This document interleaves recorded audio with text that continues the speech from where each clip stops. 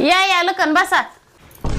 आईला जेव्हा लहान होतो मी त्यांची पोरगी बी लहान होती शिमिडी तेव्हा मला जावाय म्हणायच्या आणि आता पोरगी वयात आली मोठी झाली तर मला लखन म्हणायला लागल्यात. कशाला येतंय काय की बाई हे एक माझी पोरगी आता मोठी झाली आणि सारखं छलपाटी घालीत. दिदूबाई त्या लखन दादाला चहा दि ग. चहा पाणी बघ त्यांचं काय आहे ती. दादा कस काय येणं केलं तर मग.